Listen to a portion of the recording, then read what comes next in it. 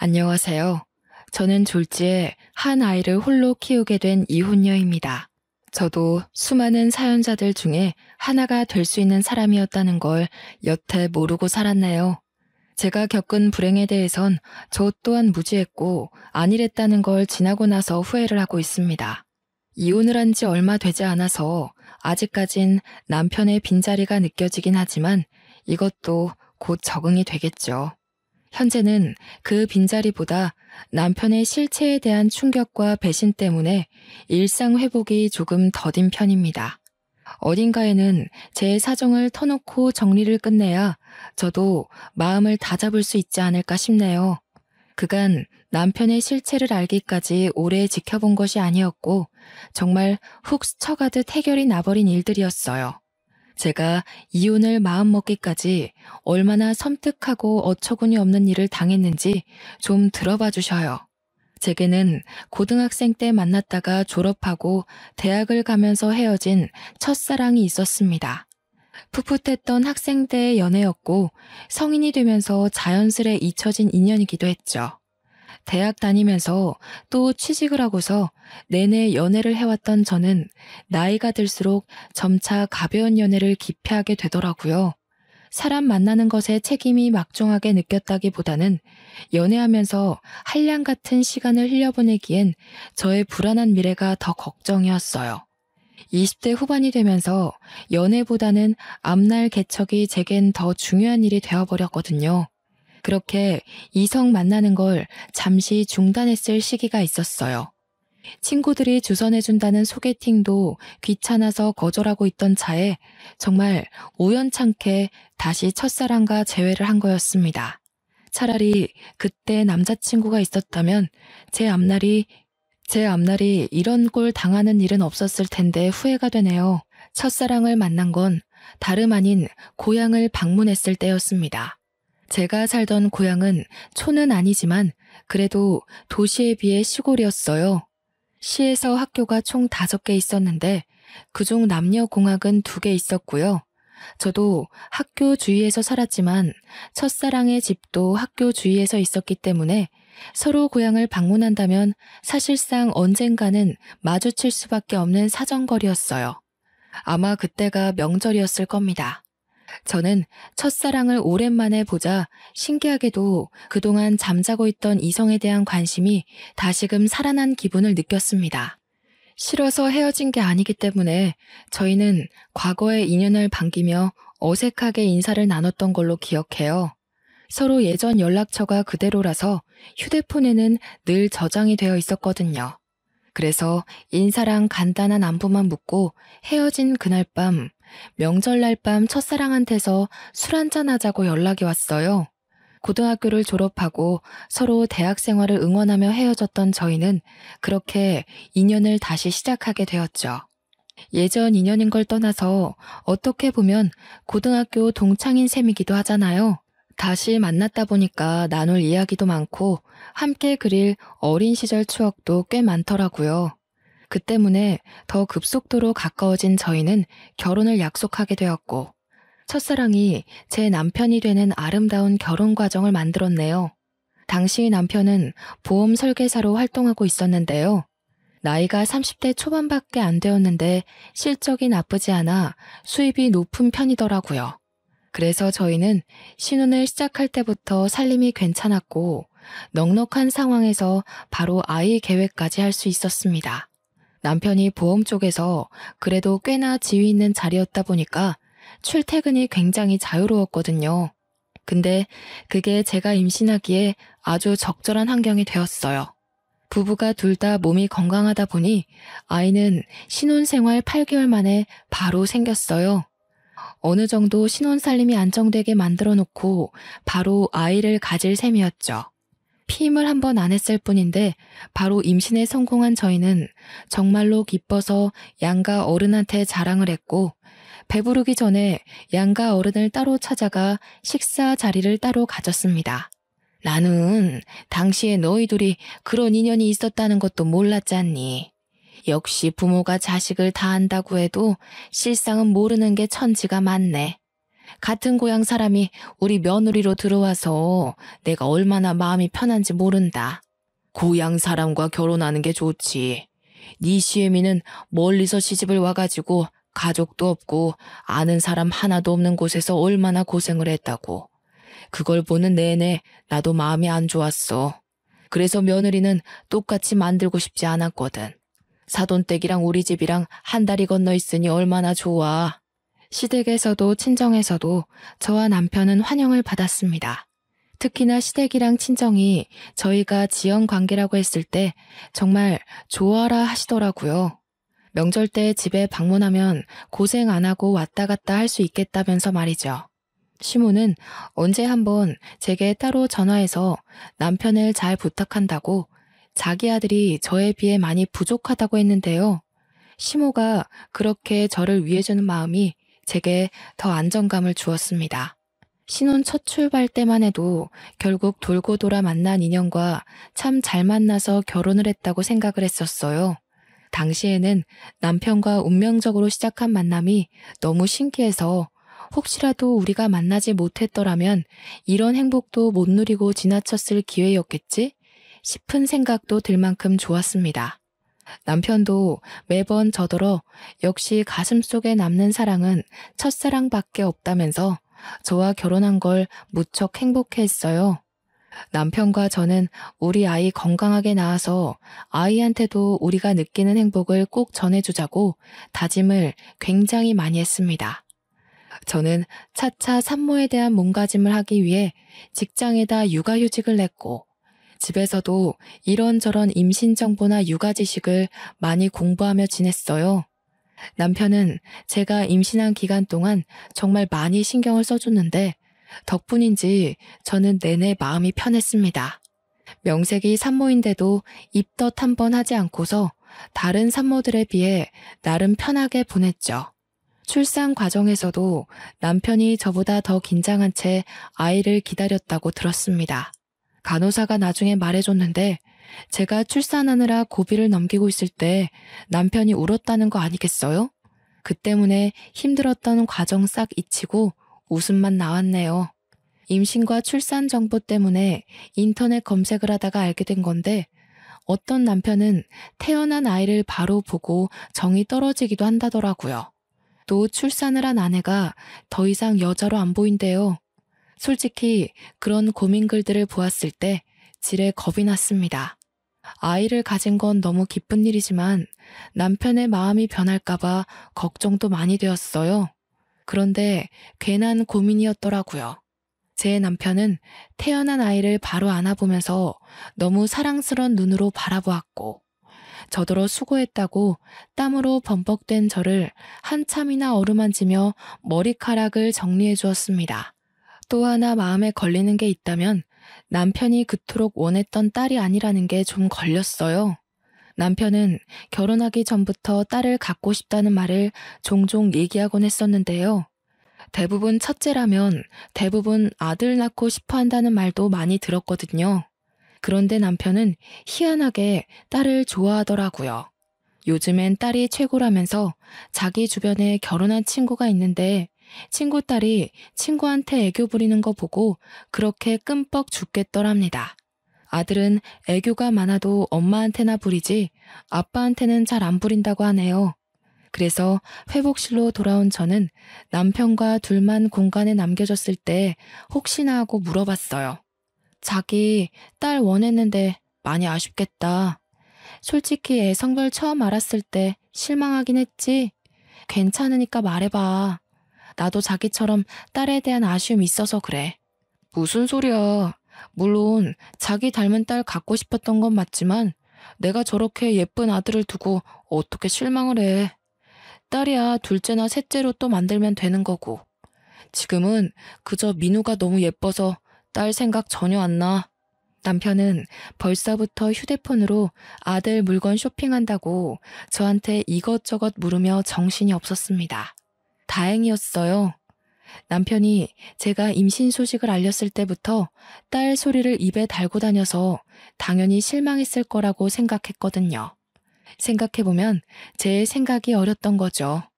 세상에 어느 부모가 자기 원하는 성별의 아이가 안 태어났다고 실망을 하겠습니까? 남편을 보는 제 마음이 너무 작은 그릇이었나 봅니다. 어느덧 아이가 3살이 되고 아들이 어린이집을 가게 될 시점에 제가 직장에 복귀를 하려고 했습니다. 그런데 남편이 무슨 소리 하냐면서 극구 말리더라고요. 벌이가 아쉬운 것도 아닌데 왜 벌써 일하려고 해? 돈은 내가 뼈 빠지게 벌어올 테니까 당신은 당신 몸이랑 아이 생각만 해. 이때만 해도 제가 전생에 무슨 큰 공을 세웠길래 이리 훌륭한 남편을 얻게 되었는지 하늘에 감사할 따름이었습니다. 남편은 그동안 제게 신경을 쓰느라 고객 관리에 소홀할 수밖에 없었는데 그걸 몰아서 처리하느라 갑자기 바빠졌어요. 남편 출퇴근이 되게 자유롭다고 말씀드렸잖아요. 그 때문에 남편은 오로지 고객 시간에 맞춰주느라 자정돼서 집을 나서기도 했습니다.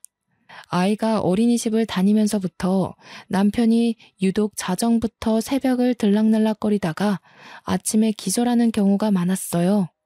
남편이 이렇게 바빠지니 문득 제가 임신한 기간 동안 남편이 정말 일 대신 나한테만 신경을 써주는구나 하면서 미안하더라고요.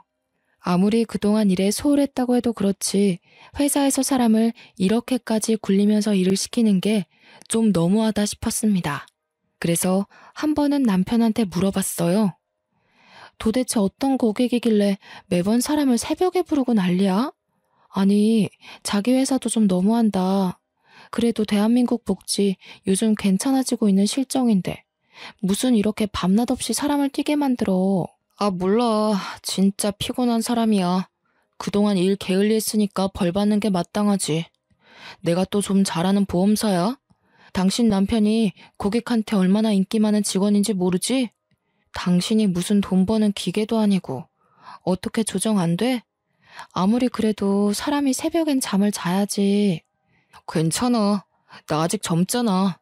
한참 젊을 때 바싹 벌어놔야 우리 민우 나중에 하고 싶다는 거 다 시켜주지. 민우만 잘 커주면 나 24시간도 뛸 수 있어. 형편이 어려운 상황도 아닌데 이렇게 부지런한 남편을 보니까 굳이 이러지 않아도 되는데 싶었습니다. 하지만 온전히 남편의 일이었고 제가 감히 터치할 수 있는 영역이 아니라고 생각했어요. 또 남편이 아들 위해서 열심히 일을 하고 애쓰는 건데 거기다 대고 일하지 말고 쉬라고 말릴 수도 없는 격이었고요. 그래서 저는 걱정 대신 내조에 신경을 잔뜩 쓰기로 결심했습니다. 남편이 좋아하는 음식과 기력을 보충할 수 있는 요리를 하루에 한 번씩은 꼭 밥상에 올렸어요. 남편도 저의 정성을 알아주는 건지 매번 힘이 불끈 난다고 안아주고 출근을 했습니다. 아이가 생겼다고 해서 신혼생활은 전혀 방해되지 않았어요. 저와 남편은 늘 서로를 존중하며 연애 못지않게 풋풋한 시간을 보냈죠. 3살의 어린이집을 입학했던 아이가 어느새 5살이 되었을 무렵 저는 첫 학기 학부모 상담이 있어서 아이 하원보다 일찍 어린이집을 방문한 적이 있었습니다. 원장실을 먼저 찾아갔는데 원장님이 다른 학부모와 상담 중이더라고요. 저를 보고 반갑게 인사를 해준 원장님은 잠깐만 기다려달라며 양해를 구하곤 자리를 안내해 주셨습니다. 원장님이 마련해준 다른 테이블에 앉아 차를 한 잔 마시며 우리 아들 새 담임 선생님을 기다리고 있었는데요. 원장실이 워낙 조용하다 보니까 자꾸 남이 하는 상담이 귀에 들어오는 겁니다. 듣자 하니 상담 중인 아이는 이번에 새로 입학하게 될 아이 같았어요. 아빠가 없는 듯 했고 이번에 3살 반으로 들어오려고 입학 상담 중이었습니다. 슬쩍 보니까 딸아이 하나가 엄마 옆에서 혼자 장난감 가지고 얌전히 놀고 있더라고요. 아들도 무척 사랑하지만 저도 딸에 대한 로망이 있기 때문에 자꾸 눈길이 갔는데요. 그러다 아이랑 눈이 마주쳤는데 아이가 동그란 눈으로 저를 한참이나 쳐다보더라고요. 양갈래하고서 분홍색 체육복을 입고 있는 딸아이가 너무 귀여워서 손인사를 해줬더니 아이가 쑥스러워하며 모른 척하다가 다시 저한테 관심 주기를 반복했습니다. 아들만 있다 보니까 딸이 어떤 느낌인지 참 궁금했는데 확실히 아들과는 또 다른 두근거림이 있더군요. 저는 테이블 위에 있는 토끼 볼펜으로 그 아이를 유혹했고 딸아이는 한참 제게 관심을 두고 있다가 곧 의자에서 내려와 제게 다가왔습니다. 정확히는 제가 들고 있는 볼펜에 관심이 있었던 거겠죠. 저는 가까이 다가온 그 아이를 안아서 무릎에 앉히며 토끼 볼펜을 쥐어줬어요. 아이고, 너무 이쁘게 생겼다. 엄마가 머리 묶는 솜씨가 좋구나. 어쩜 이렇게 복숭아같이 예쁠까? 우리 아가는 이름이 뭐예요? 제 말에 아이는 토끼 볼펜에만 신경을 두면서 민주라고 대답했습니다. 벌써부터 말도 곧잘하는 게 딱 봐도 똑 부러진 아이로 클 것 같더라고요. 민주라. 제 아들 이름이 민우이다 보니까 같은 민 돌림이라는 생각에 더 정감이 갔어요. 민우라는 이름은 제 이름이 지민이고 남편 이름이 주우인데 저희 이름 끝자리만 따서 만든 이름이거든요. 만약 둘째, 셋째까지 낳게 된다면 남편이 제 이름을 따서 민자 돌림을 하자고도 했습니다. 그런데요, 민주를 계속 구경하고 쓰다듬다 보니까 문득 오묘한 기분이 들기 시작하더라고요. 민주라는 이름 때문에 막상 우리 아들 생각이 나서 아들 얼굴이 같이 떠올랐는데요. 좀 착각일지 모르겠으나 어딘가 모르게 이 딸아이와 우리 아들이 좀 닮은 것 같은 느낌이 드는 거 아니겠어요? 물론 세상에 비슷한 아이 많으니까 그러려니 하려 했습니다. 애들은 자라면서 얼굴이 달라지니까요. 하지만 그게 한번 신경 쓰이기 시작한 후로 저도 모르게 상세히 민주 이목구비를 뜯어보게 되었는데 쌍꺼풀 없는 눈매도 그렇고 콧볼 모양도 그렇고 한쪽만 보조개가 들어가는 것도 그렇고 왠지 먼 사촌이라고 해도 사람들이 수긍하겠다 싶은 거 있죠. 원장님과의 상담이 끝났는지 민주의 엄마가 아이를 찾다가 곧 제 품에 있는 아이를 보고서 죄송하다고 사과를 하며 애를 데려갔습니다. 아니에요. 민주가 너무 귀여워서 제가 불렀는걸요.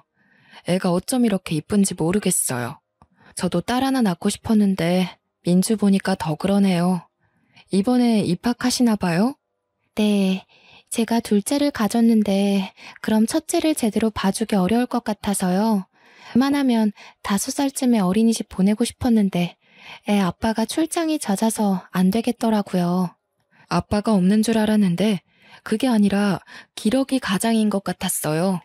하마터면 실수를 할 뻔했지 뭡니까. 그렇게 민주 엄마와 간단히 안면을 트고서 저도 상담을 마친 뒤 우리 아들과 같이 하원을 했습니다. 아들한테 떡볶이 한 컵을 사주고 집에 들어갔는데 도착하자마자 신발장 앞에 있는 남편과 마주쳤어요. 남편이 집에 있는 줄도 몰랐습니다. 깜짝 놀라서 언제 왔냐고 어디 가냐고 하니까 업무용 태블릿을 깜빡해가지고 집을 지나가는 길에 잠시 들러서 챙겨간다고 왔다네요. 그러고는 바빠서 얼른 가봐야 된다고 하길래 조심해서 가라고 저도 급히 배웅을 했죠. 그 와중에도 아들 바보인 남편은 아들이 주는 떡볶이까지 한 입 먹고 나갔습니다. 남편 바쁜 거야 우리 아들이 어린이집을 다니기 시작할 때부터 그랬으니까 그러려니 생각하고 넘겼어요. 그러나 바로 그날 저녁 남편이 친구 아버지 상 때문에 집에 못 들어갈 것 같다고 빈소에서 바로 출근해야겠다면서 먼저 자라고 하더군요. 친했던 친구의 아버지 상인데 결혼한 친구도 아닌데다가 외동이라서 친구 혼자 빈소를 지켜야 된대요. 그래서 남편이랑 다른 친구들이 도와주기로 했다고 합니다. 그랬구나. 당신 오늘도 얼마 못 자고 출근했잖아. 무리되지 않게 시간 나면 눈 좀 붙여. 친구분들이랑 돌아가면서 도와줘도 되니깐. 잠도 못 자고 출근하다가 혹시 졸음운전으로 사고 날라. 알겠어. 민우랑 밥 먹고 내 걱정은 하지 말고 자. 혹시나 집에 들릴 수 있으면 들어갈게. 참, 민우가 동물원 가고 싶다고 하더라고. 이번 주말에 시간 빼놓을 테니까 당신도 알고 있어. 가정도 챙기고 자기 마누라도 아들도 잘 챙기는 남편이라 저 또한 남편의 안위가 늘 걱정인 사람입니다. 남편의 친구라는 사람은 저도 모르는 사람이 아니었기 때문에 더더욱 마음이 갔고 남편의 자처를 이해할 수 있었어요. 그래서 저도 그 전화를 끊고 내내 마음이 안 좋았죠. 왜냐면 아버지 상을 당한 남편 친구는 예전에 한번 남편이 친구들 만나 술 마시고 뻗는 바람에 만난 적이 있었거든요. 혹시 또 언제 무슨 일이 생길지 몰라서 제가 그때 그 친구와 연락처를 주고받았었어요. 그때 몇 번 안면 트고 말을 텄던지라 막상 저 또한 아버지 상을 모른 척하는 게 솔직히 마음에 걸렸습니다. 몇 번을 고민 끝에 바쁠 테니 문자라도 남길까 싶어 결국 연락을 했는데요. 그런데 생각보다 빨리 날라온 친구의 답장에서 저는 한동안 머릿속이 텅 비어졌습니다. 남편 친구가 전혀 제 말을 이해하지 못하는 거 아니겠어요? 저한테 영문 모르는 답장을 잔뜩 보내더니 오히려 제 말에 남편 친구가 놀라서 전화를 걸어오지 뭡니까? 아버지 상이라뇨? 제 아버지 돌아가신 지가 언젠데요. 어디서 갑자기 그런 말을 들으셨어요? 설마 형준이 그 자식이 그래요?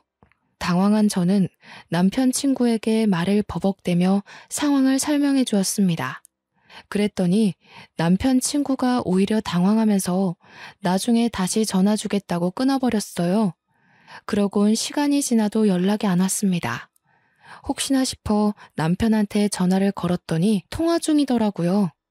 한참 나중에 남편 친구에게 날라온 문자에는 제 남편이 자기 아버지 상이 아니라 다른 친구 아버지 상을 착각해서 말한 것 같다는 내용이 나열되어 있었습니다. 얼마나 정신이 없으면 이런 걸 헷갈릴 수 있는 건가요?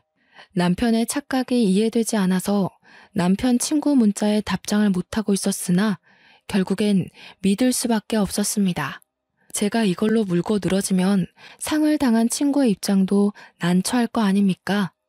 친한 친구의 아버지가 돌아가신 거니까 정신이 없었을 수도 있겠다 생각하며 그렇게 최대한 애써 이해하는 쪽으로 마음을 다잡고 있던 중이었습니다. 그때 아들이 태블릿 하나를 들고 오면서 게임 틀어달라고 졸랐는데요. 그 태블릿은 남편이 업무 볼 때 늘상 들고 다니는 거였어요.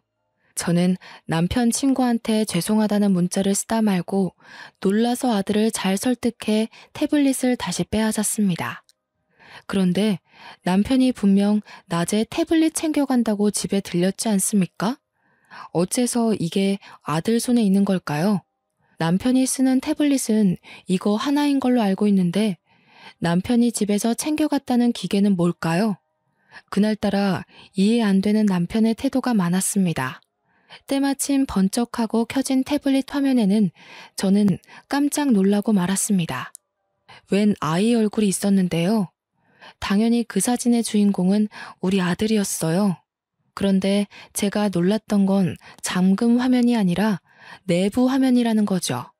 손가락으로 살짝만 건드려도 잠금 화면이 넘어가는데 남편은 귀찮아서 기기에 잠금을 걸지 않거든요. 그렇게 쉽게 잠금 화면을 열고 다시 들어갔더니 우리 아들이 아닌 웬 어린 여자아이의 사진이 담겨 있는 겁니다. 그 여자애는 제가 어디서 유심히 봤던 아이의 얼굴이었어요. 바로 낮에 원장실에서 봤던 민주라는 딸아이였죠. 이 아이 사진이 왜 여기 있을까는 제게 긴 고민이 되지 않았습니다. 민주 사진을 보자마자 민주의 얼굴이 다시 떠올랐는데 왜 그렇게 정감이 가고 익숙한가 했더니 우리 아들이 아닌 제 남편과 이목구비가 똑 닮은 거 아니겠습니까? 그걸 깨닫는 순간 제 머릿속 회로는 남편의 모든 모습을 의심하기 시작했고 온몸의 털이 바짝 솟았습니다. 대체 이게 무슨 의미일까요? 왜 제 남편과 이 여자애가 닮았으며 왜 남편 태블릿에 이 딸아이의 사진이 저장되어 있는 거죠? 민주는 저도 낮에 어린이집에서 본 게 처음이었어요. 남편이 민주 사진을 갖고 있다는 건 저보다 더 먼저 민주를 알고 있어야만 가능한 일이지 않습니까? 그 사진만 바라보며 멍청하게 서 있던 저는 머릿속에 떠오르는 또 다른 사람, 민주 엄마를 생각하자 출장을 많이 간다는 민주 아빠의 존재가 설마 내 남편은 아닐까 하는 의심이 들기 시작했어요. 한번 꼬리를 문 의심은 걷잡을 수 없이 번져갔고 저의 온 머릿속을 지배하고 말았습니다. 저는 남편 곁에서 언뜻 봤던 고객 정보 데이터를 찾아 들어갔어요. 민주 엄마의 이름을 모르니까 수많은 정보를 뒤져도 찾기가 쉽지 않더라고요. 그러다 정말 기가 막히게 제게 하나의 목록이 눈에 들어왔는데 아기 실비보험으로 등록된 민주 이름이었습니다. 그걸 눌러보니 아이 개월수상 제가 알고 있는 그 민주가 맞는 듯 했어요. 저는 그걸 휴대폰으로 찍고 그곳에 적힌 주소를 당장 찾아갔습니다. 어처구니 없었던 건 주소가 참 익숙하더군요. 이 여자 동네가 우리 고향이지 뭡니까? 심지어 제가 학교 다닐 때 지나가면서 많이 봤던 그 아파트더라고요. 저는 친정에 먼저 들려서 아들을 맡기고 그곳을 찾아갔습니다. 경비가 없는 아파트였기 때문에 여자 집 대문 앞까지 들어온 건 어려운 일이 아니었어요. 하지만 막상 초인종을 누르는 게 겁이 났습니다. 당시에는 이걸 누르는 순간 행복했던 제 결혼 생활이 산산조각 날 게 두려웠거든요. 눌렀는데 만약 진짜 남편이 여기서 나오면 어쩌나, 친구 아버지 상을 당했다는 게 거짓이면 어쩌나, 그럼 나랑 내 아들은 앞으로 어찌 살아가야 하나 여러 가지 걱정이 들면서 눈앞에 닥친 현실을 부정하려고 망설였던 것 같아요. 그때 안에서 사람이 나오려는지 문 앞에서 웅성대는 소리가 들렸는데요. 쓰레기 버리는 걸로 어쩌고 저쩌고 대화를 나누는 중이었습니다. 저는 문과 가까워진 그 목소리에서 이미 마지막 남은 희망을 모두 내던져 버렸어요. 그리곤 곧바로 열린 문 안을 통해 피하고 싶던 현실을 확인하게 되었죠. 아악 하고 볼품없게 소리 지른 남편이 진심으로 놀라 나자빠지는 거 아니겠습니까? 더 안쪽에서는 무슨 일이냐며 뛰쳐나온 여자가 하나 있었는데요. 바로 민주 엄마였습니다. 민주 엄마는 유부녀 같지 않게 야시시한 잠옷을 입고서 민주를 안고 있었어요. 보아하니 민주가 감기라도 걸린 건지 아픈 것 같더군요. 민주 엄마 손에는 저번 달에 우리 아들이 아픈 바람에 급하게 샀던 노란색 체온계와 같은 게 쥐어져 있었어요. 그제야 저는 남편이 태블릿 핑계로 몰래 집을 왔다가 불이 나게 나갔던 이유를 알았고, 친구 아버지 상을 핑계로 집에 못 들어온다는 말까지 이해가 되었습니다. 그 모든 게 다 불륜을 저지르고 있었기 때문인 거예요. 어떻게 여기를... 여보, 그러니까 이게 있잖아. 저 사람은 내 친구 동생인데 친구가 같이 있다가 잠깐 앞에 담배 피러 갔거든? 어떻게 네가 나랑 민우를 두고 이런 짓을 벌일 수가 있어? 너는 여기가 장례식장이니? 네가 나한테 뭐라고 거짓말했는지도 까먹은 거야?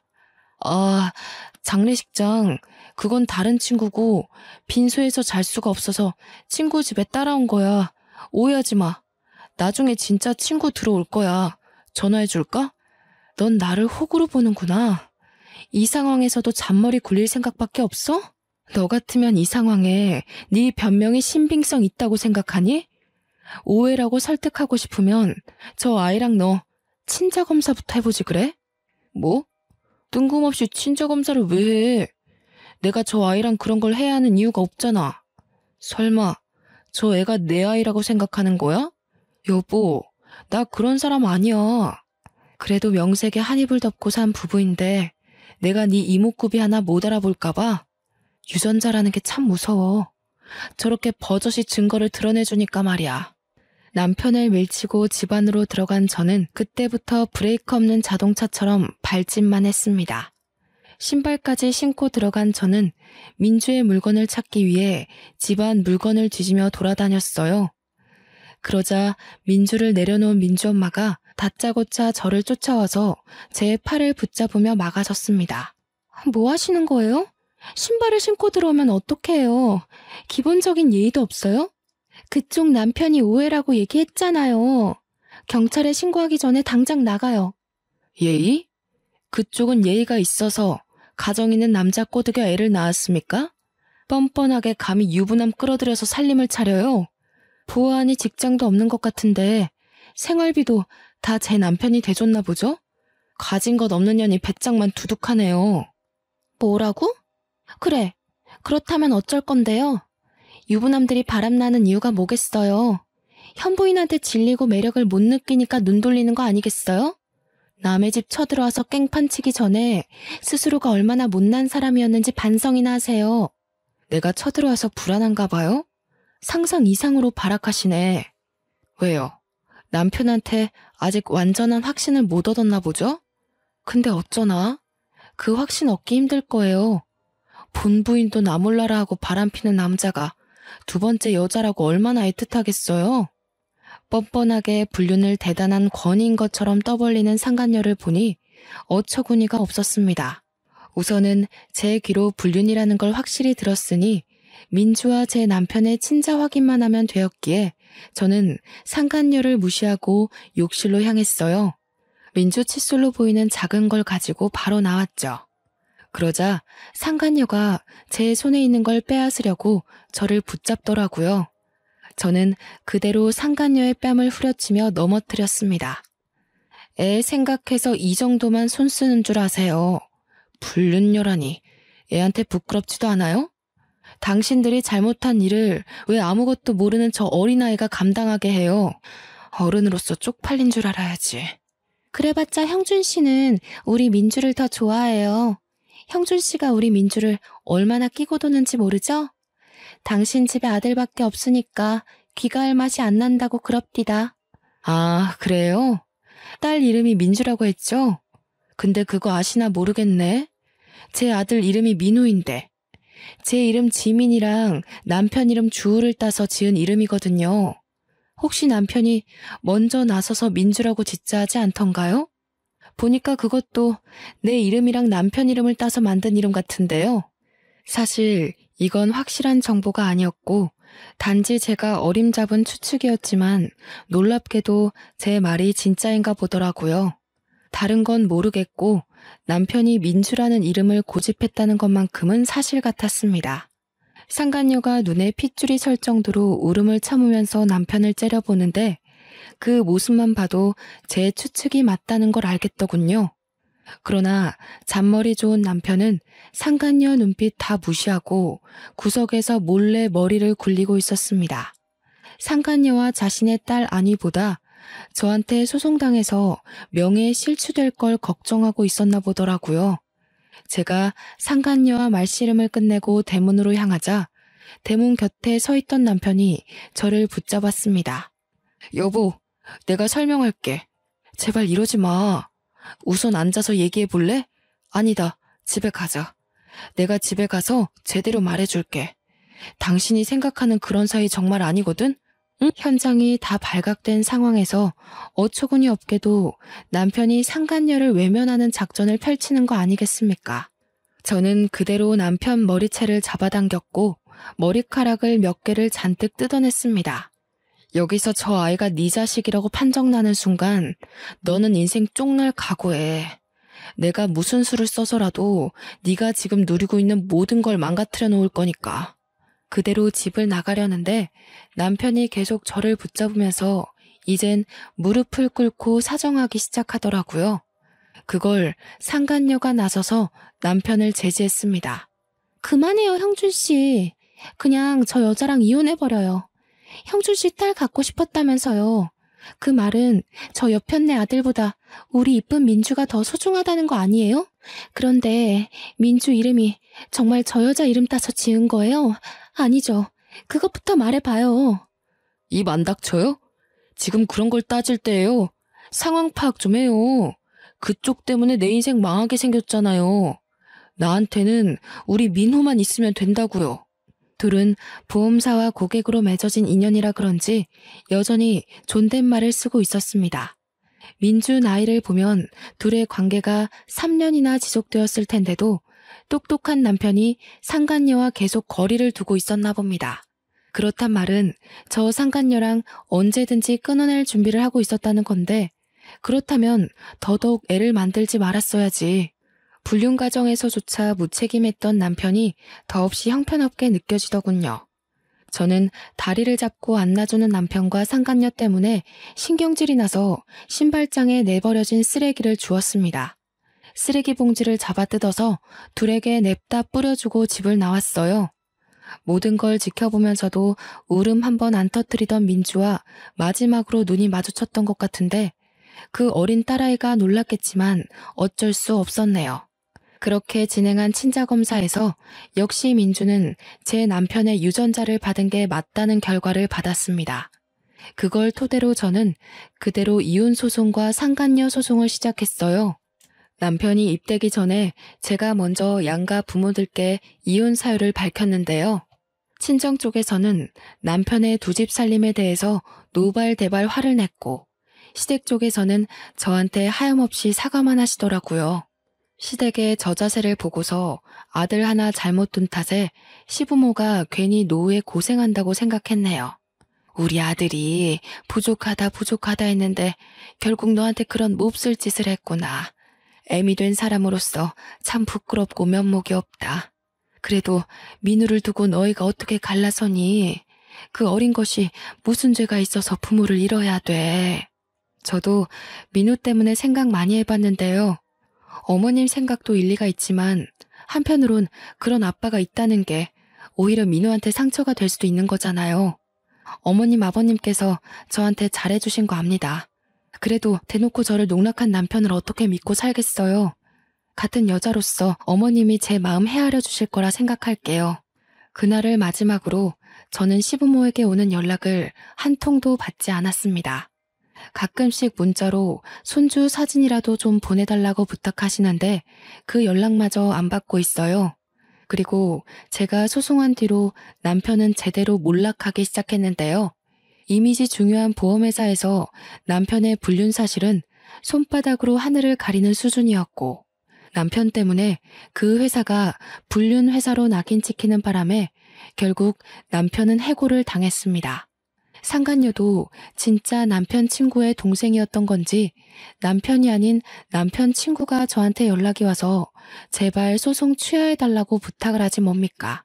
자기가 여동생 교육 똑바로 시키겠다고 집에 형편이 어려워서 위자료 내려면 빚까지 내야 된다고 하더라고요. 제가 소송을 취하해주면 그 상간녀는 평생 반성도 안 하고 제 욕만 하면서 살 거 아닙니까? 남편도 빼앗겨, 아이 아빠도 빼앗겨, 가정도 빼앗겨. 이 상황에 돈이라도 챙겨야 되지 않겠냐고 욕심내는 사람 따로 있고 호구 잡히는 사람 따로 있냐고 했더니 남편 친구가 아무 말도 못하는 거 있죠. 한날은 신혼집에 마지막 짐을 정리한다고 방에 있었는데 바깥에 혼자 있는 줄 알았던 아들 쪽에서 어떤 말소리가 들리더라고요. 나가봤더니 남편이 제 아들 앞에 무릎을 꿇고 있는 거 아니겠습니까? 뭐 하는 거야, 애 앞에서? 당장 그만 못 둬? 우리 이러는 게 뭐 자랑이라고 애까지 신경 쓰게 만들어. 애가 5살이라도 알 건 다 안다는 거 몰라? 내가 어리석었어. 딸이 좋아서 그랬던 게 아니야. 그냥 나도 모르게 마음이 흔들렸어. 그렇다고 너한테 마음이 식은 게 아니라 나는 여전히 너 좋아하는데 몰라. 왜 그랬는지 모르겠어. 왜 그랬는지 모르겠는 그 마음이 당신 본성이라는 거야. 당신은 지금 아니더라도 언제든지 눈 돌렸을 사람이고 나도 민우도 그런 남편, 그런 아빠는 필요 없어.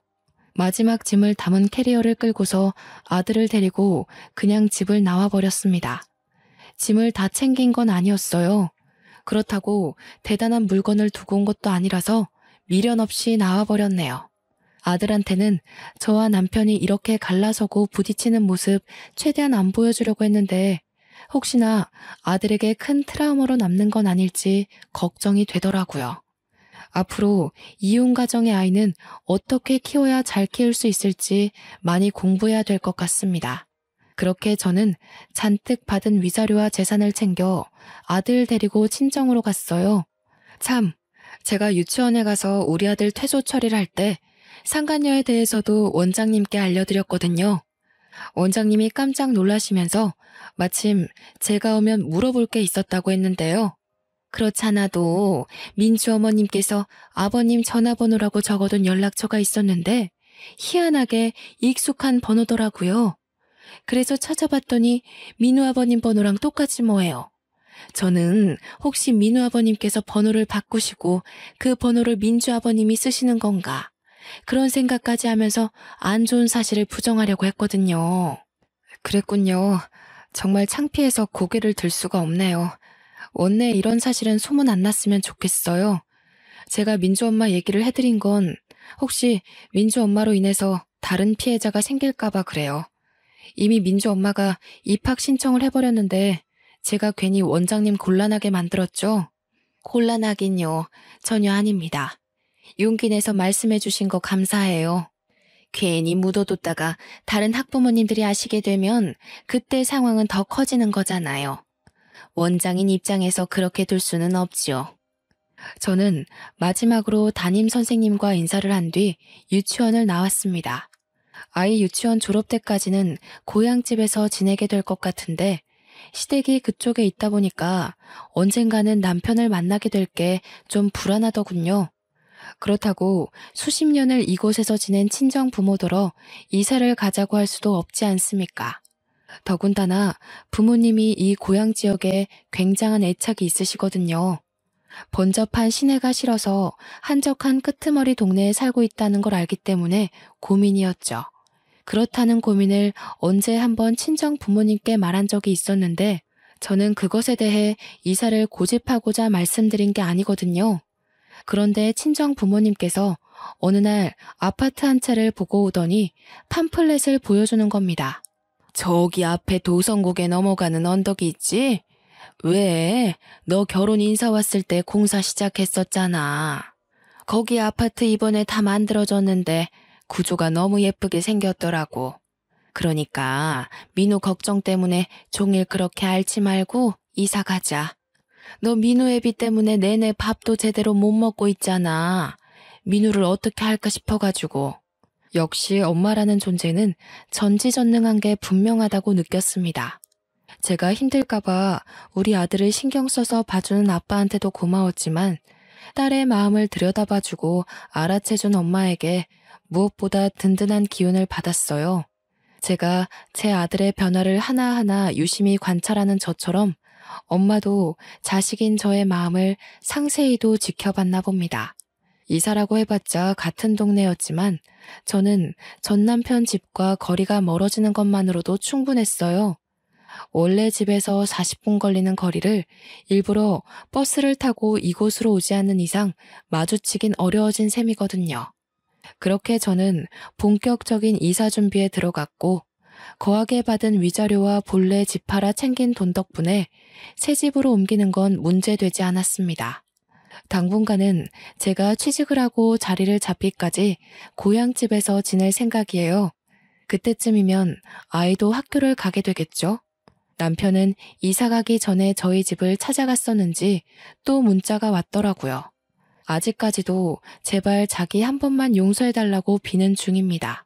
사람이란 자고로 실수를 할 수밖에 없다고 하나 분류는 예외여야 되는 게 아닌가 싶어요. 손버릇, 술버릇, 바람버릇 이거 세 가지는 실수라는 말이 통할 수 없는 것들이라고 봅니다. 당연히 용서해줘도 안 되는 버릇들이고요. 저는 용기 있게 남편과의 연을 끊어가려 노력 중이지만 가끔씩 제가 과연 잘하고 있는 건가 흔들릴 때가 있습니다. 그래도 엄마라는 사람이 굳건해야 제 아들도 아빠 없다는 불안감 없이 씩씩하게 자라주겠죠. 그 유일한 생각이 저를 심지궂도록 힘을 주는 이유입니다. 정말 사연을 쓰면서도 당시의 잔상 때문에 몇 번이고 소름이 돋았습니다. 도대체 세상에는 얼마나 많고 다양한 불륜이 존재하는 걸까요? 제가 결혼하기 전 불륜 사연을 정말 많이 봤거든요. 남편이란 작자가 바람을 필 때 어떤 표정과 태도를 취하는지도 지나가는 식으로 봤었는데 역시 직접 당하는 순간 모든 게 백지 상태가 되어버리네요. 제가 지금까지 들려드린 불륜 사연, 저는 어디에서도 들어보지 못한 전개였는데 혹시 다들 비슷한 사연자 보셨을까요? 남편 닮은 애를 보고 불륜을 눈치채게 된 또 다른 사연자 이야기를 들은 적이 있다면 좀 알려주세요. 그 사람은 어떻게 대처를 하셨는지 문득 궁금합니다. 화가 나서 키보드를 마구 두들겼다 보니 어느새 인사말을 전할 때가 왔네요. 모두에게 화창한 앞날만 가득하길 바라면서 저는 이만 글을 마치도록 하겠습니다. 감사합니다.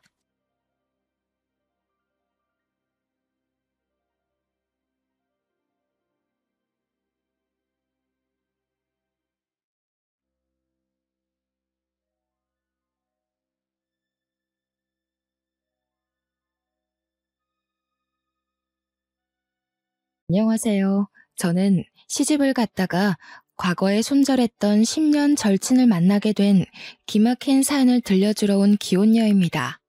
사람이 살면서 우연이라고 생각되는 인연이 얼마나 있겠습니까?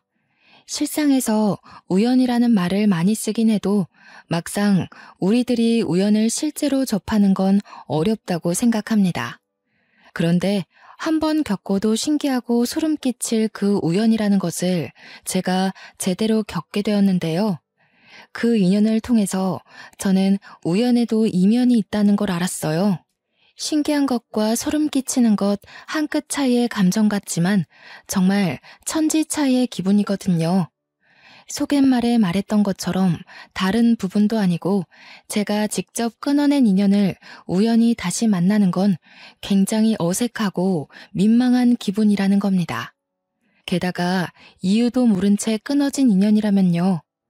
지나가다 마주쳐도 당황스러운 그 상황을 저는 결혼식장에서 겪게 되었는데요. 다시 생각해도 소름 돋는 당시의 일을 지금부터 들려드릴게요. 제게는 둘도 없는 고향 친구가 있었습니다. 고등학교 때부터 친구여서 대학까지 함께 갔던 친구가 있어요.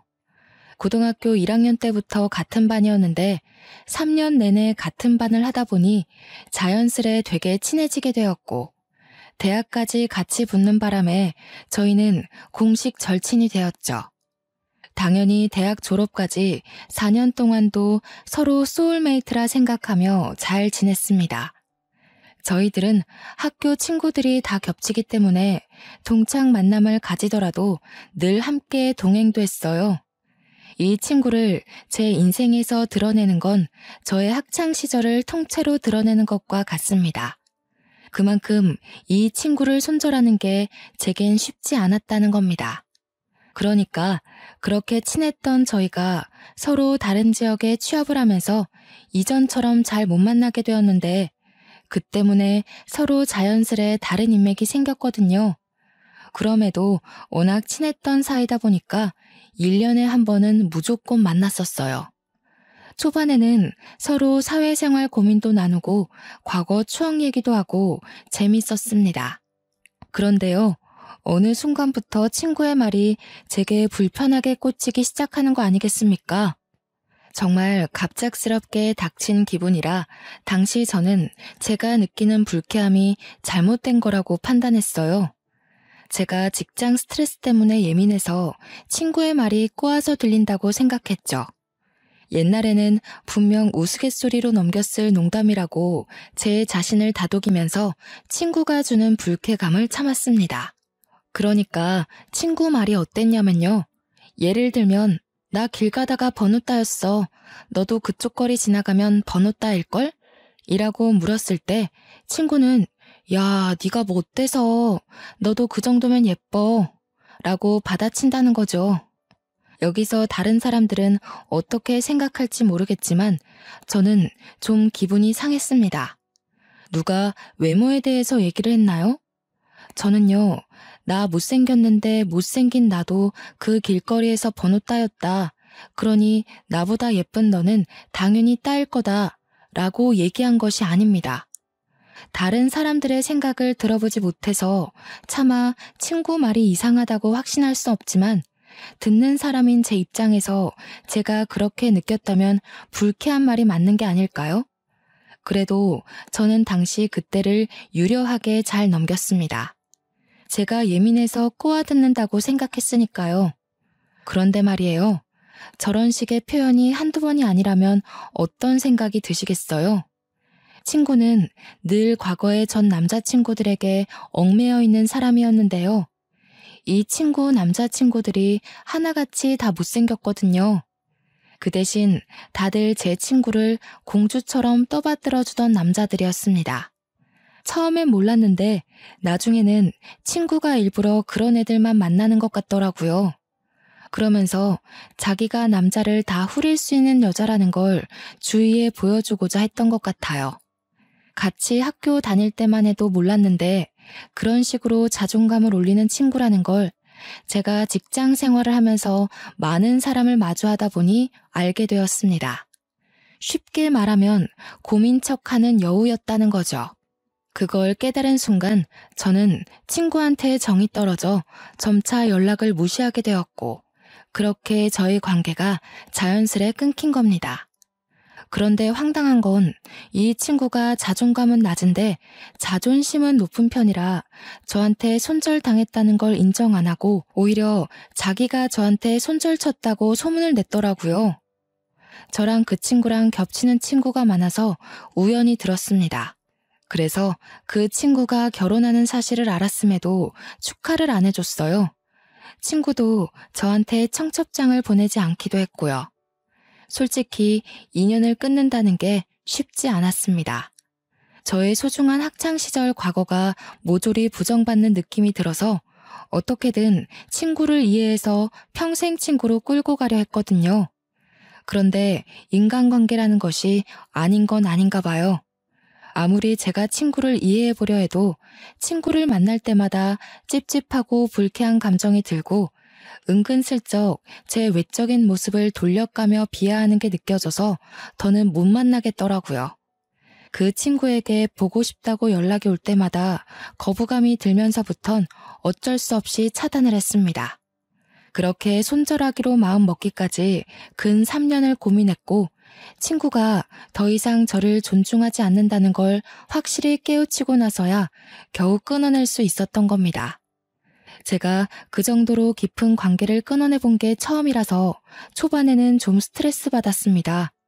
10년 친구를 버렸으니 인생 헛살았다는 생각도 들었고, 앞으로 제 주위에 아무도 없겠구나 싶은 두려움도 쏟아지더라고요. 그런 식으로 한 5년이 흘렀을까? 시간이 약이라고 한 번씩 친구가 생각나긴 했지만 예전만큼 죄책감이 들진 않더군요. 인연이야 다시 생길 수 있는 거고, 사람 인생에서 인연을 목표로 둔다면 잃는 게 더 많을 거라는 직장 선배의 조언 덕분에 꽤 많은 자신감이 생겼어요. 20대보다 30대가 되니 확실히 인간관계에 덜 연연하게 되기도 했고요. 저는 직장 동료들과 날을 잡아서 일본 여행도 갈 만큼 순간의 인연들과 즐기며 보내기로 했습니다. 일본 여행은 제게 평생 잊혀지면 안 될 소중한 기억인데요. 우연히 일본 식당에서 한국 사람을 만난 적이 있었거든요. 그런데 그 사람이 바로 제 남편이 되었다는 거예요. 이 인연은 아직도 신기해요. 남편은 요리를 참 잘하는 사람이었고 외국 업계로 뻗은 한국 식당들을 홀로 총괄하는 요리사였습니다. 뉴욕 잡지에도 실린 적도 있다던데 당시에 거기까지는 잘 몰라서 그 유명한 사람을 못 알아봤었네요. 이런 것도 운명이라고 해야 되는 건지 주로 뉴욕 식당에서 일을 했던 남편이 하필 그 당시 일본에 막 귀국한 날이었고 거기서 저를 만나 인연이 된 겁니다. 더 놀란 건 남편이 저더러 자꾸 눈길이 간다고 먼저 관심을 보였다는 거예요. 저는 누군가에게 대시를 받아보는 건 그때가 처음이었습니다. 제 마음에 여유가 생겨서 얼굴이 폈던 덕분일까요? 남편은 저보다 무려 10살이 많았는데요. 그럼에도 관리 잘한 사람이라 나이 차이가 크게 보이지 않았어요. 또 얼마나 배려 넘치고 섬세한지. 심지어 외모까지 수려하니 제가 만난 남자친구들이 몇 없긴 하지만 그중 제일 잘생겼다고 말할 수 있을 정도였습니다. 그렇게 저는 남편과 같이 한국을 돌아와 결혼식을 올리게 되었어요. 바로 여기서 소름 끼치는 인연을 다시 만났다는 겁니다. 신부 대기실에서 친구들의 축하를 받고 있었는데 인파 사이로 손절했던 10년 절친이 제게 다가오는 거 아니겠습니까? 진짜 꿈인 줄 알았습니다. 얼굴 보자마자 제 표정이 굳고 온몸에 털이 솟는데 이 기분은 정말 느껴봐야 실감이 납니다. 대기실을 찾아온 친구를 보고 정말 속으로 얼마나 놀랐는지. 친구가 어설프게 인사를 하길래 저도 정신 차리고 받아줬는데요. 어떻게 알고 왔나 싶어서 불편한 표정을 애써 감추며 물어봤거든요. 근데 이보다 더 충격적인 사실이 저를 기다리고 있었지 뭡니까? 못 들었구나? 하긴 내가 남편이랑 해외여행 중이었어서 아주버님을 못 찾아본 탓이지. 너 나랑 가족 되게 생겼다? 족보로 따지면 내가 네 동서되는 사람이겠네. 당시의 충격을 저는 아직도 기억하고 있고 2번 다시 겪고 싶지 않을 공포입니다. 그러니까 남편한테는 6살 어린 서방님이 있는데 제 친구가 결혼했다는 남자가 바로 남편 남동생이었어요. 그 사실에 더 놀라서 제가 주인공이었던 그 결혼식을 당초에 어떻게 올렸는지 기억이 잘 나지 않습니다. 저랑 친구는 대판 싸워서 인연이 끊긴 게 아니기 때문에 서로 쌍심지켜고 노려보는 건 아니었고 단지 묘한 기류만 있었을 뿐이에요. 그렇게 저는 힘겹게 끊었던 10년 인연과 함께 가족이란 틀에 갇혀버리게 되는 기막힌 사태를 겪게 된 겁니다. 다행인 건 매일 보고 사는 건 아니었다는 거예요. 저희 부부도 동서 부부도 둘 다 분가를 하고 살았으니까요. 그럼에도 불구하고 한 달에 한 번은 꼭 만날 수밖에 없었는데요. 남편 집 문화에는 한 달에 한 번씩 식구들과 식사하는 날이 무조건 있었어요. 그 때문에 저희 부부가 신혼여행을 다녀오고 당연히 가족 모임을 가졌죠. 첫 모임에서 저는 시부모님의 애정을 잔뜩 받았는데 언젠가는 밝혀지게 될 저와 동서와의 관계가 그 자리에서 동서 입으로 드러나게 되었습니다. 저도 이렇게 가족이 된 것이 놀라운데 다른 식구들은 오죽했겠습니까? 남편이랑 서방님도 당연히 엄청 놀라더라고요. 근데 제가 더 놀라운 건 과거의 문제점이 하나도 고쳐지지 않은 동서의 행동이었습니다. 근데 아주버님이랑 저는 2분 결혼하고 처음 보는 거네요. 저한테는 둘 다 반가워서 특히 더 긴장돼요. 어떻게 만나신 거예요? 그러게요. 재수 씨 얘기 동생한테 말로만 들었는데 반갑네요. 제가 미진이 보고 첫눈에 반해서 들이댔어요. 미진이가 밥 먹는 모습이 너무 귀엽더라고요. 눈길이 저절로 가길래 쳐다보다가 놓치면 안 될 것 같아서 연락처 받았어요. 와, 미진이 개 탔네. 쟤 누구한테 대시 받아본 적 처음일걸요? 제가 미진이 남자친구들 여태까지 다 봤는데 전부 미진이가 먼저 좋아해서 질질 끌려다닌 연애를 했거든요. 미진이 너 보상받나 보다. 아주버님 같은 남자를 다 만나고. 동서는 저의 과거를 자연스레 얘기하면서 실패했던 제 연애 시절을 모조리 털어놨습니다. 그러면서 제가 남편에게 잘 보이고 싶어서 애써 관리하고 있던 이미지를 바사삭 깨트려버렸죠. 심지어 동서가 저더러 지금 얼굴 많이 용됐다면서 과거에 저랑 찍었던 사진을 식구들한테 보여주기까지 했는데요. 솔직히 저 못생겼었다는 거 인정합니다. 저 과거에 안경 끼고 다녔고 꾸밀 줄도 모르는 촌년이었어요. 그거 내 사진 아니라고 제 과거를 부정할 생각은 아니었지만 남의 입으로 밝혀지는 제 과거가 그리 달갑진 않더라고요. 그래도 첫 가족 식사니까 애써 표정 관리하고 있었습니다. 어머님, 미진이 정말 많이 예뻐졌죠? 저도 너무 신기하고 왜 진작 저렇게 꾸미고 다니지 않았나 싶어요. 어때요, 아주버님? 어머, 혹시 제가 미진이 과거 괜히 보여드렸나요? 진짜 제가 생각했던 대로 너무 순박하고 귀엽네요. 그 사진 저도 좀 보내줄 수 있어요? 아, 미진아, 너도 네 사진 갖고 있지? 정말 귀여워서 그러는데 이따가 나 좀 보내주면 안 될까? 와, 아주버님 취향 특이하시다. 여자 볼 때 얼굴은 안 보나 봐요? 맞아요. 살다 보면 얼굴보다 마음 예쁜 여자가 중요한 법이죠. 마음 하면 미진이가 단연 1등이라고 제가 증명할 수 있어요. 어디 마음뿐이겠어요? 제 주위에서도 저보다 미진이가 더 아깝다고 하던걸요. 미진이 학교 얘기 많이 좀 해주세요. 미진이가 부끄럽다고 워낙 숨겨서. 저는 동서 행동에 기분이 상했지만 그래도 남편이 그런 모습마저 귀여워해주니까 한편으론 안심이 되더라고요. 남편이 저한테 실망했을까봐 걱정도 됐거든요. 남편 반응이 오히려 들뜨니까 동서는 금세 흥미가 식었는지 또 다른 주제로 말을 돌리더라고요. 제가 과거엔 예스맨이라고 불렸을 정도로 거절 잘 못하는 성격이었는데요. 이번엔 그걸 가지고 칭찬 아닌 칭찬을 해대지 뭡니까? 미진이가 정말 좋은 뜻으로 바보였어요. 주위 친구들이 미진이더러 사회 나가면 사기당할까봐 얼마나 걱정했다고요. 바보처럼 착해가지고 친구들이 자기 이용하는 줄도 모르고 친구들 말 다 들어주고 그랬다니까요. 제가 미진이 지켜준다고 엄청 고생했어요.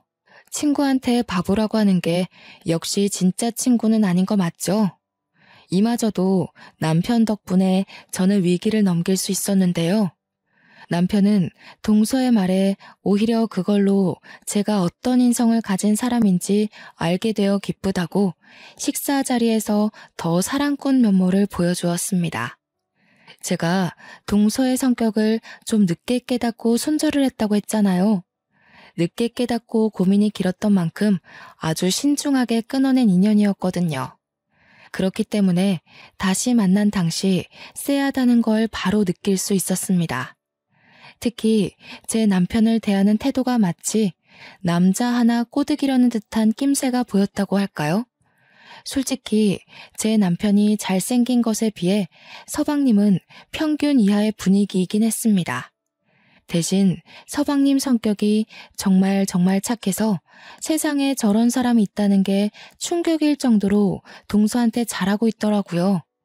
동서 옆에는 과거에도 항상 저런 남자친구들만 있었습니다. 서방님한테는 죄송하지만 외적으론 한없이 부족하나 내면이 아주 천사같이 착한 사람들 말이에요. 동서는 늘 자기는 남자 외모 안 본다고 오히려 잘생긴 사람 싫다고 했는데 제 눈에는 전혀 아닙니다. 동서는 잘생긴 남자가 싫은 게 아니라 잘생긴 남자에게 까일까봐 미리 겁먹고 접근하지 못하는 거였어요. 어릴 때는 몰랐던 그 부분들이 나이를 먹으니까 아주 잘 보이더라고요. 그래서 문제라는 겁니다. 제 남편이 외적으로 수려하다고 하지 않았습니까? 미리부터 걱정을 하긴 했는데 아니나 다를까 동서가 저랑 남편이 시댁에 가면 꼭 연락을 받고 뒤늦게 나타나서 은근히 제 남편을 쫓아다니더라고요. 남편 말에 크게 리액션하고 많이 웃어주고 같은 동선 많이 만들고 그랬습니다. 그게 제 눈에만 너무 잘 보여서 제가 동서를 손절할 수밖에 없었던 이유들이 또다시 느껴야만 했어요. 동서가 남자에게 관심을 표현할 때 꼭 하는 말이 있는데 저랑 자기랑 비교를 하면서 자기의 위상을 치켜 올리는 거였습니다.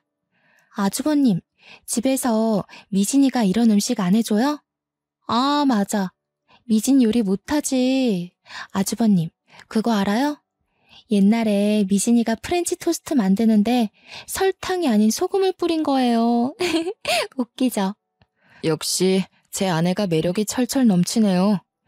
요리는 제가 잘하는데 굳이 와이프 시킬 필요가 있나요? 저는 미진이 먹는 것만 봐도 배불러서 평생 제가 해주려고요. 저는 동서가 저를 칭찬하는 게 아닌 욕이라는 걸 알아서 기분이 확 상하는데 남편은 동서의 말을 곧이곧대로 들어서 그걸 저의 흠이라고 생각 안 하더라고요. 오히려 매력이라고 봐주니까 동서는 되로 주고 말로 받는 식으로 남편의 철벽을 느껴야 했습니다. 남편 덕분에 제가 딱히 동서에게 화낼 만한 일은 생기지 않았어요. 저도 이젠 예전처럼 바보같이 이해해주는 사람은 아니라서 되레 남편에게 잘 안 하던 애교까지 부리고 그랬네요. 그럴 때마다 동서의 시선이 느껴지는데 그 눈빛이 조금 어이없었습니다. 누가 보면 미혼인 줄 알겠어요. 남편이 있는 사람이 도대체 왜 남의 남편을 자기 남자 만들지 못해 시기를 한답니까? 그마저도 한 달에 한 번 꼴이니까 가정의 평화를 위해서라도 참아야만 했네요. 그리고 어느 날엔 시모 생신상을 준비한다고 다시 시댁으로 모인 적이 있었습니다. 당연히 며느리인 저랑 동서가 같이 요리를 하게 되었어요. 야, 그건 그렇게 하면 안 되지. 어머님 짜게 못 드신단 말이야. 너 예전에도 MT 때인가? 냉면 뜨겁게 끓였다가 애들한테 욕먹었잖아. 요리를 그런 식으로 하는 애가 마음대로 아무거나 만지면 어떡해. 언제적 얘기래. 지금은 그런 실수 안 하거든? 그리고 여기 어른들도 계신데. 야, 니. 이런 말은 조심하는 게 좋을 것 같다. 듣기 안 좋아. 첫 모임 때도 말 없던 걸 이제 와서? 우리 사이에 형님 동서는 무슨? 이미 어머님 아버님도 이해할 텐데 뭘. 중요한 건 호칭이 아니라 언행이야. 과거에는 제가 모르는 것이 많아서 동서가 가르쳐주는 게 많았던 건 사실입니다. 하지만 이미 그건 15년도 넘은 일이었고 그 사이 사람 성격이 안 바뀔 수가 있겠어요? 동서는 자꾸 저를 과거의 저로 기억을 하고 대하더라고요. 그래서 그런지 저를 함부로 대하는 것도 과거와 너무 똑같다고 느껴졌습니다. 동서의 여우 같은 의도가 너무 잘 보이다 보니 불쾌감도 그만큼 빨리 찾아왔는데요. 그럼에도 괜히 과거 감정으로 싸우기 싫어서 저는 동서가 말할 때마다 자리를 피하는 방법을 택했습니다. 동서는 생각보다 눈치가 없더라고요. 제가 생각해도 저는 과거랑 많이 다른데 전혀 제 표정을 못 읽는 거 아니겠어요? 그저 동서는 시댁 식구들의 애정을 듬뿍 받는 데에만 혈안이 되어 있었습니다. 아주 작정을 한 사람처럼 행동했어요. 굳이 멀리 있는 서방님을 불러내 제가 만든 음식과 자기가 만든 걸 간을 보게 해서 어떤 게 더 맛있냐고 굳이 평가를 묻더군요. 식탁에 놓을 때도 제 음식과 자기 요리를 꼭 구분해서 배열해 놓더라니까요. 어머님, 짠 거 못 드시잖아요. 여기는 미진이가 만든 거니까 드시지 마시고 이쪽 거 드세요. 어머님 입맛 맞추는 건 제가 이제 장인이에요. 그래, 작은 애가 내 입맛을 잘 알긴 하지. 새아기는 결혼한 지 얼마나 됐다고 그런 것까지 알겠어. 한참 신혼이라 깨볶는다고 바빠야지. 나는 뭐 상관없다. 너희들이 이렇게 시간 내고 와서 내 생일 챙겨주는 것만으로도 좋아. 어머님 신경 안 쓰이게 제가 미진이한테 많이 알려줄게요. 제가 옛날에 완전 맹탕이었거든요. 모르는 게 얼마나 많은지 한 걸음 뗄 때마다 저한테 하나씩 질문을 했다니까요. 역시나 동서 말을 듣고 있는 내내 기분이 상해서 표정 관리 안 되었습니다. 한편으론 이걸 계속 보고 살아야 되나? 벌써부터 스트레스도 받았어요. 제가 이혼을 해서 이 시댁을 떠나지 않는 이상 저 친구를 계속 봐야 되잖아요. 이게 정말 매 순간마다 고민일 만큼 저한테는 엄청난 근심이었습니다. 그래도 과거와 다른 점이 있다면 사랑꾼 남편이 제 곁을 든든하게 지키고 있다는 겁니다. 남편은 동서 음식에는 손도 안 대고 제 음식을 먹으면서 간이 딱 좋다고 칭찬을 했어요. 자기는 밍밍한 요리 먹으면 입맛 떨어지더라면서 은근슬쩍 동서 음식을 까내렸죠. 그러자 당황한 동서가 일부러 시모 입맛에 맞게 한다고 싱겁게 한 거지 자기 원래 이런 식으로 안 한다고 변명을 하더군요. 저한테 변명할 필요는 없죠. 제가 뭐 재수씨 요리 먹을 일 있는 것도 아니고. 제 동생한테 잘해주세요. 저는 미진이 요리에 입만 맞추면 되거든요. 하긴 남편 말대로 동서가 남편한테 굳이 자기 요리 실력을 피력할 필요는 없죠. 동서는 남편의 계속되는 철벽에 얼굴이 살짝 붉어진 것 같기도 했어요. 억지로 웃는데 눈꼬리가 경련하고 있더라고요. 그러거나 말거나 남편이 제 요리를 너무 잘 먹으니 시부도 서방님도 제 요리로 젓가락을 뻗었고 생각보다 훌륭했던 제 손맛에 하나둘 제게 칭찬을 해줬습니다. 첫 요리인데 이만하면 엄청 잘하는 거라면서 원래 재능이 있나 보네 하고 서방님이 먼저 운을 떼줬어요. 그걸 듣고 동서가 은근슬쩍 서방님을 노려보더라고요. 결국 싱거운 거 좋아했던 시모만 동서가 만든 걸 먹었고 제가 만든 음식은 거의 접시 바닥을 보이는 결과를 만들어냈습니다. 과거에는 저보다 동서가 요리를 잘했던 게 맞는데 역시 세월은 강산도 변하게 하잖아요. 제 요리 실력도 발전을 했는데 동서가 그것도 모르고 설쳤던 거죠.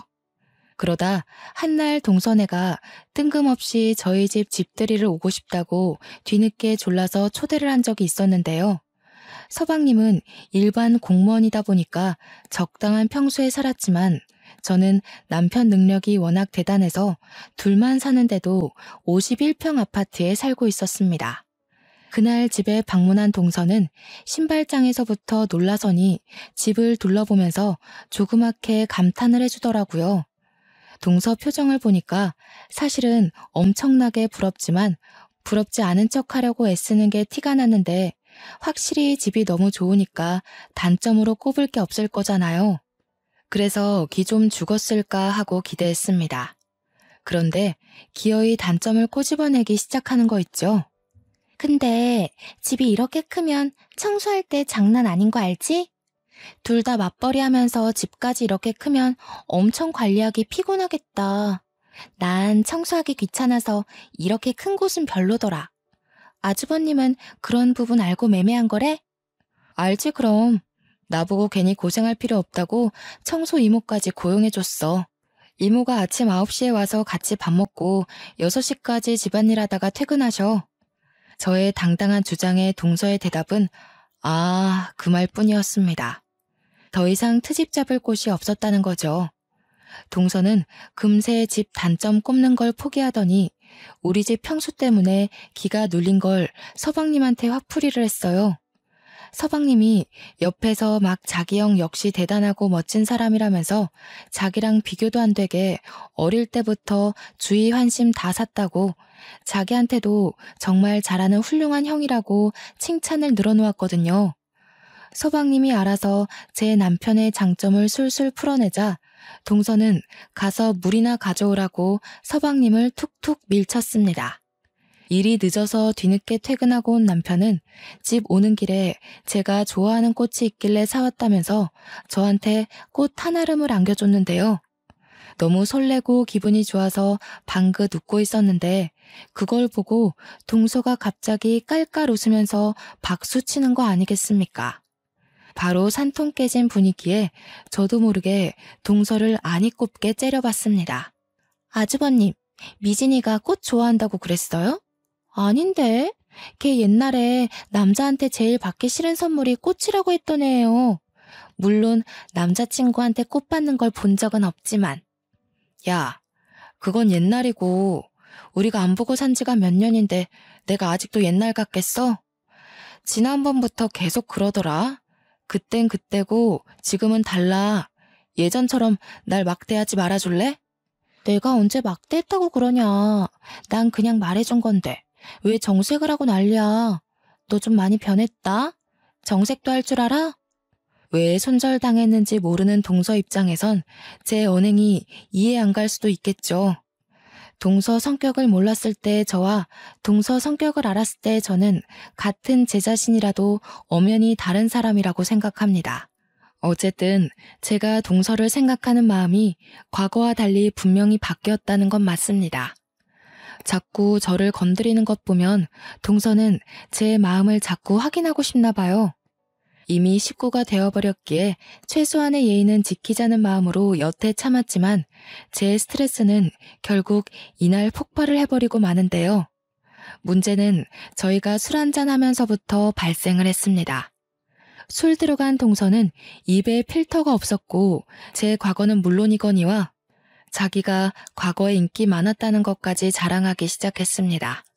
대학 때 저랑 동서가 같이 꽈팅을 나갔었는데 거기 남자 2명이 제가 화장실 간 사이 뒤에서 다 자기를 몰래 찍었다고 저한테 미안해서 말 못했다며 또 자기 인기 자랑을 하기 시작하더라고요. 만날 때마다 인기 자랑, 남자 자랑을 하는데 시작부터 진짜 너무 질리지 뭡니까? 그래도 한편으로는 제가 동서를 오해해서 손절한 게 아니란 걸 확신할 수 있어서 완전 안심이었습니다. 그리고 저 또한 동서에게 막대해도 되겠구나 싶어 마음이 놓이더라고요. 동서가 술김에 막말을 하는 것처럼 저도 술 한잔 들어간 김에 맞대응을 해봤습니다. 그래, 너 인기 많았지. 근데 하나같이 다 못생겨가지고 네가 진짜 진심으로 너무 아까웠어. 너 눈이 너무 낮다고 주위에서 친구들이 네 남친 얘기 많이 하더라고. 너한테 말하기 미안해서 듣기만 했는데 친구들이 네 남친 10트럭을 갖다 줘도 갖기 싫다고 하더라. 네가 남자친구 자랑하고 자리 뜨면 친구들이 다 너더러 비 대단하대. 뭐라고? 진짜 어이없다. 뒤에서 그런 말 했으면 그때 얘기해줬어야지. 도대체 누가 그런 소리 했는데? 애들 다 나한테는 내 남친 칭찬 엄청 했는데? 그럼 네 앞에서 네 남친 욕을 하겠어? 네 남친 본 애들은 다 그랬어. 안타깝지만 남친들 다 별로였다고 생각했어서. 나도 차마 말 못했지. 네가 너무 들떠서 자랑하는데 거기다 대고 어떻게 그 기분을 망쳐놓겠어? 동서는 자존감이 낮기 때문에 이 정도의 말만 들어도 엄청 자존심 상했을 거라 저는 확신할 수 있었습니다. 그간 봐왔고 연구해봤던 동서의 행적을 너무도 잘하니까 이젠 척하면 척으로 다 알아차렸죠. 아니나 다를까 동서가 약간 울컥했는지 아무렇지 않은 척하면서 자기는 남자친구 인성만 보지 외모 보고 사귀는 애들이랑 다르다면서 스스로를 보호하더라고요. 늘 그랬던 방식처럼. 참 어떻게 보면 안쓰럽기도 하고 오죽 자존감이 낮으면 저러고 살까 싶어서 적당히 하고 말랬더니 동서가 그새를 못 참고 주제를 돌려 남편한테 치근덕대더라고요. 남편한테 맛있는 안주 좀 만들어달라면서 애교 철철 넘치게 부탁을 했습니다. 남편은 흔쾌히 저희를 위해 요리를 해줬고 서방님은 그 사이에 또 자기 형을 칭찬하기 바빴습니다.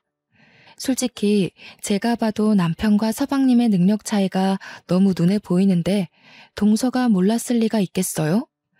너무 우리 남편 칭찬만 하는 서방님에게 제가 반대로 서방님을 칭찬했거든요. 서방님의 성실하고 오죽한 면을 칭찬하자 동서가 이때다 싶어 나섰는데 그게 사건의 발단을 불러일으켰습니다. 서방님도 공무원 진득하게 하면서 안정적인 가정 꾸리고 계시잖아요. 저희 남편은 모험하는 걸 좋아해서 한 번씩 제가 다 긴장이 돼요. 좀 그렇긴 하겠다. 난 가정이 있는데 모험하고 그러는 남자 좀 그렇더라. 내 남편은 안정직이라서 전혀 그런 위험 부담이 없거든. 근데 또 한편으로는 아주버님 보면 어떻게 내 남편은 모험 한번 안 해봤지? 싶어서 궁금하긴 하더라고. 배부른 소리 한다. 안정직이 좋은 거지. 그리고 서방님이 굉장히 심성 좋잖아. 서방님같이 착한 남편 세상에 드물어. 나 정말 서방님이 너한테 생각하는 마음 보고 깜짝 놀랐다니까. 이렇게 착한 남자 만나는 것도 다 복이야. 그러니? 우리 서로 안 가져본 것에 대해 욕심이 생기나 봐. 난 모험하는 남자 궁금하고 넌 착한 남자 궁금하고. 내 남편이 그렇게 마음에 들면 우리 한번 남편 바꿔볼래? 동서는 옛날에도 이런 농담을 한 적이 있었습니다. 제가 조금 잘난 남자친구를 만나면 제 남친과 자기 남친을 계속 비교하면서 바꿔볼래? 같은 정신나간 농담을 했었어요. 그때마다 제 남자친구들이 동서가 부담스럽다고 다시 보고 싶지 않아 해서 2번 만남으로 이어진 적은 없었습니다. 결혼을 안 했다면 이 친구를 영영 볼 일은 없었을 텐데 어쩌다가 제가 또 이런 소리를 듣고 있는 건지 모르겠네요. 저는 그 얘기를 듣고 제 감정 상한 걸 떠나 서방님의 기분이 크게 신경 쓰였습니다. 어느 배우자가 이런 소리를 듣고 별일 아닌 걸로 넘어가겠어요? 역시나 서방님은 동서한테 벌써 실망한 기색이 역력했고 서운하다는 말까지 표출했습니다. 그런데 동서 하는 말이 서방님에게 더 큰 상처를 주고 말았죠. 서운하면 뭐? 이혼하자고? 그럴 배짱도 없으면서 괜히 권위 잡으려고 하지 마. 그런 건 아주버님처럼 잘난 남자들만 통하는 거야. 우리 이혼하면 손해보는 건 당신이야. 당신 얼굴에 나 같은 여자 만날 수 있을 것 같아? 당신이 먼저 낳자면 난 잡을 생각 없다는 것만 알아도. 야, 말이 너무 심한 거 아니야? 부부간에도 지켜야 할 예의가 있는 거야. 사람 기분 나쁘게 무슨 말을 그런 식으로 해. 서방님 기분도 좀 생각하지? 괜찮아. 얘 바보라서 내가 또 잘해주면 금방 풀려. 우리 서로 그렇게 3년을 살았어. 이 정도 말은 얘한테 기분 나쁜 것도 아니야. 바보라서 저 말을 듣는데 과거의 동서가 저한테도 저런 똑같은 말을 했다는 게 떠올랐습니다. 서방님은 화가 나서 자리를 떴고 동서는 정말 신경도 안 쓰고 앉아 있더라고요. 어차피 남은 정도 없었지만 그 없던 정마저 모조리 다 떨어진 저는 젓가락을 내려놓았고 서방님 달래주러 가려고 일어났습니다. 동서가 어디 가냐고 묻더라고요. 그 꼴마저 보기 싫어서 대답을 안 했는데 제가 어디 가는지 이미 알고서는 그냥 내버려두면 지 알아서 풀린다고 제 등에 대고 자꾸 재수없는 소리 하는 거 아니겠습니까? 무시하고 서방님한테 갔더니 서방님은 화장실에 들어가 있더라고요. 제가 차마 들어갈 수 없는 곳이라서 잠깐 밖에서 기다리다가 결국 다시 자리로 돌아갔는데 있어야 할 동서가 사라지고 없는 겁니다. 어디 갔지 싶어서 동서를 찾다가 곧 제 방에서 메이크업 수정하고 있는 동서를 발견했는데요. 너무 자연스럽게 제 물건에 손을 대고 있어서 황당한 말씨로 뭐 하냐고 물었습니다. 립스틱 좀 빌리자. 입술이 없어져서. 넌 내 화장이 이 모양이면 말 좀 해주지. 아주버님이 뭐라고 생각했겠어. 일부러 나 못생겨 보이게 하려고 한 거야? 아주버님이 나한테 흔들릴까봐? 뭐라고? 음식을 먹으면 당연히 입술이 지워지는 거지. 식구끼리 그런 걸 왜 신경 써? 그리고 내가 뭐하러 너 못생겨 보이게 해? 우리 남편이 너한테 흔들릴 일이 뭐 있는데?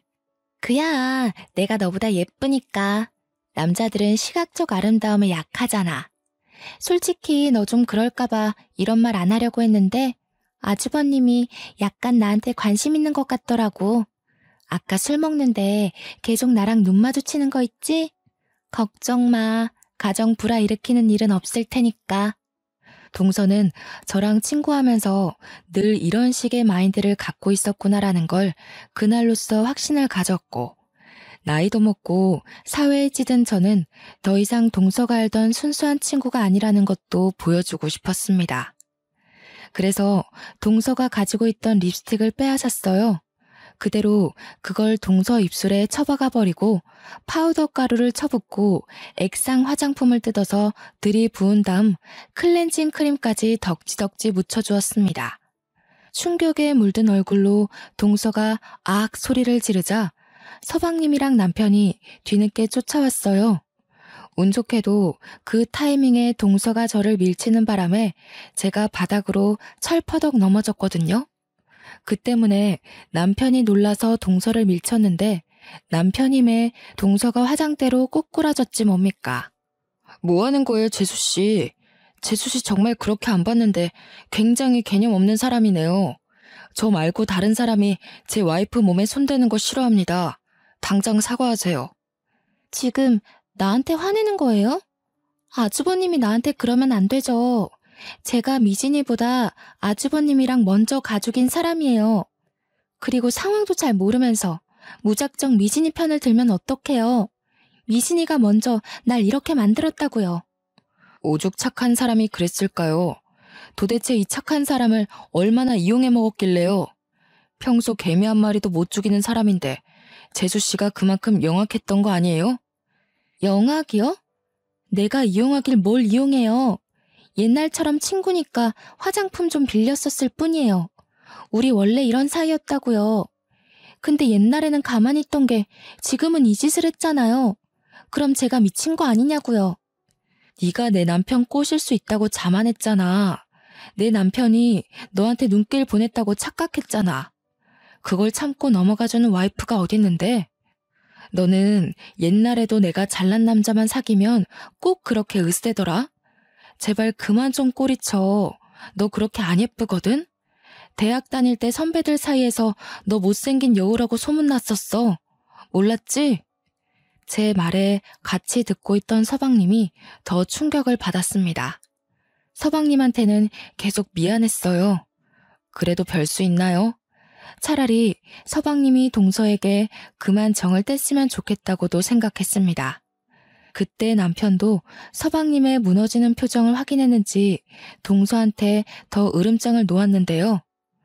그렇게 미인도 아니면서 콧대가 왜 그렇게 높은지 모르겠는데 내가 일하면서 각국의 미인분들 많이 봤거든요.